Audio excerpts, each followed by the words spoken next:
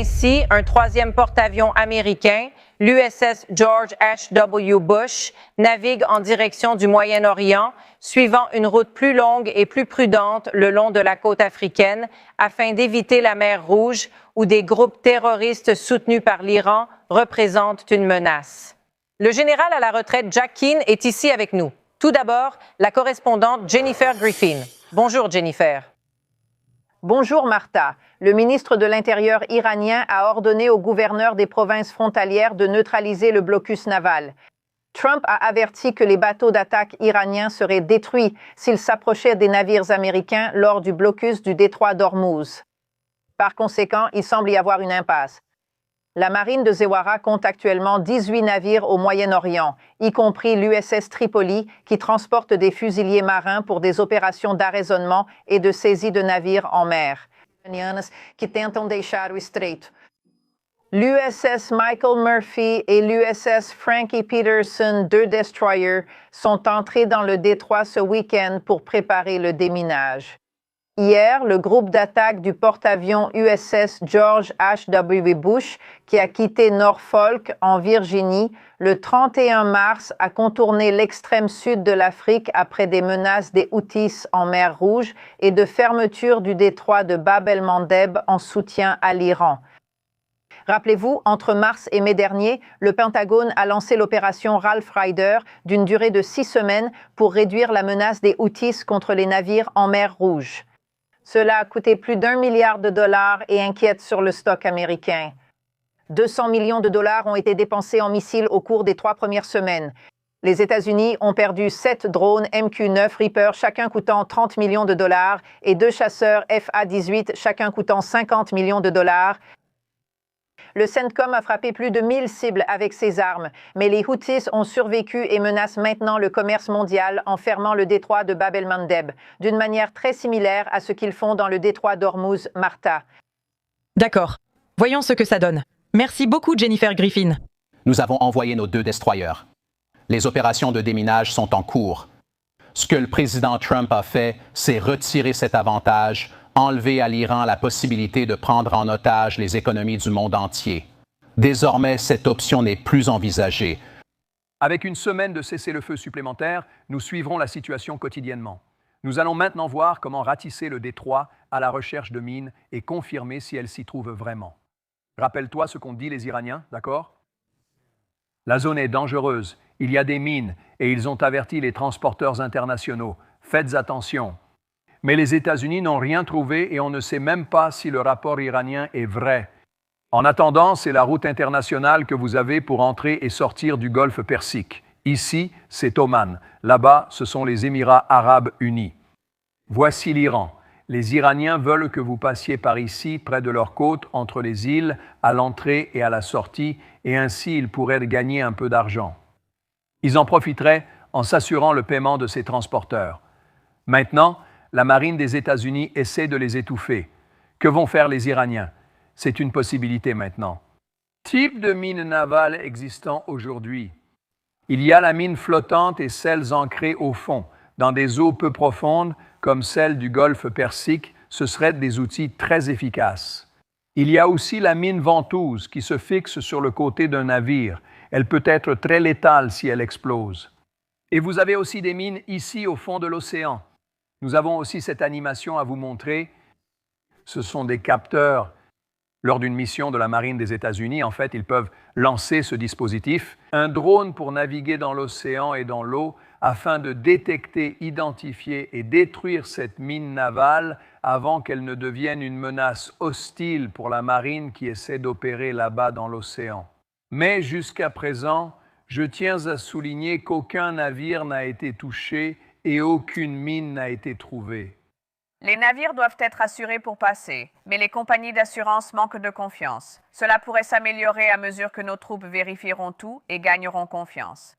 Le problème survient avec l'assurance lorsqu'il s'agit de millions de dollars de cargaison. Nous en parlerons davantage avec le lieutenant-général à la retraite Keith Kellogg, ancien envoyé en Ukraine et coprésident de l'initiative de sécurité américaine de l'Institut America First. Je voudrais vous montrer 2 choses. Le comité éditorial du Wall Street Journal affirme que le blocus est une crise en Iran. Les pertes économiques se font sentir immédiatement et menacent le régime si cela dure. Et voici Anne Seigneur-Malek. Il vient de la FDD. Regardez ici.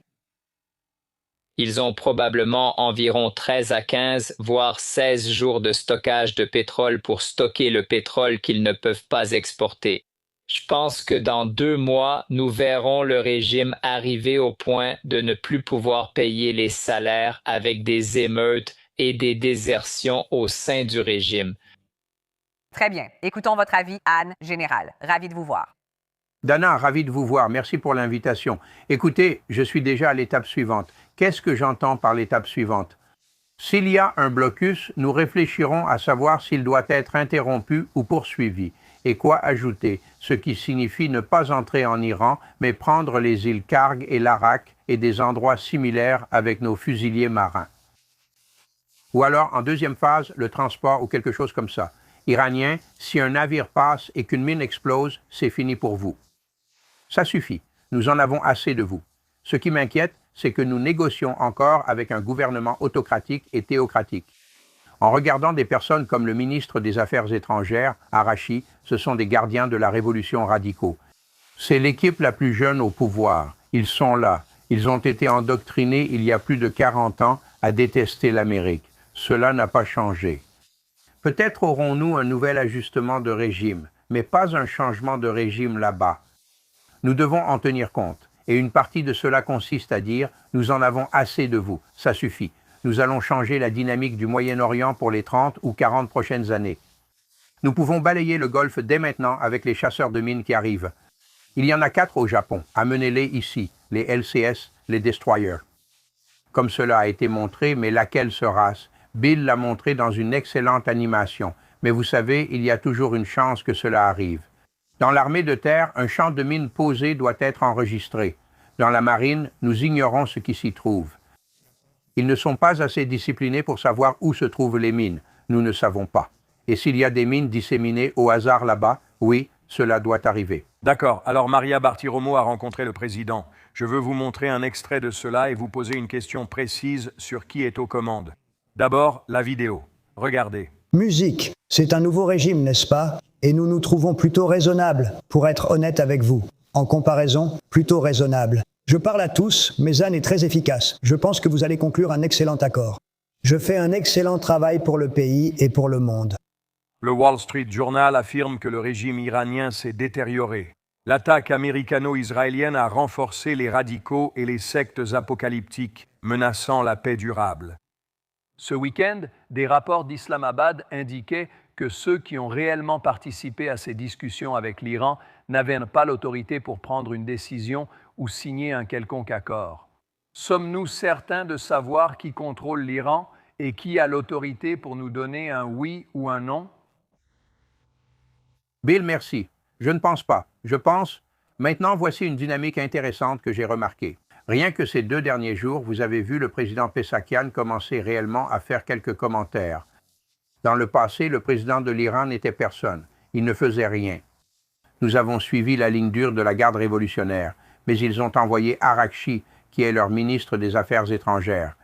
C'est un partisan de la ligne dure. Lorsqu'il a écrit le livre sur les négociations, en donnant tout le crédit au président Trump, il a fait ce que personne d'autre n'avait fait, changeant la dynamique du Moyen-Orient pour des siècles. Je pense juste que j'aimerais voir le travail accompli.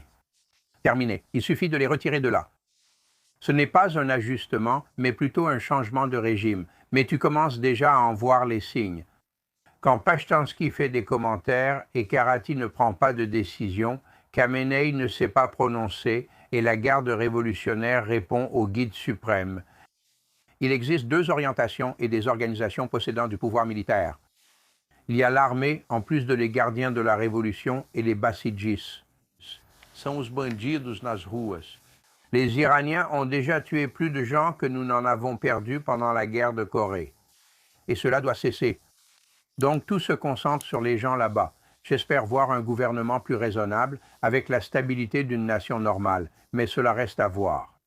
Nous laisserons le blocus se poursuivre, mais il y aura une prochaine étape. S'il y en a une, je crois que le président la prendra. Général Keith Kellogg, merci d'être avec nous. Avec ces développements, nous aimerions entendre votre analyse.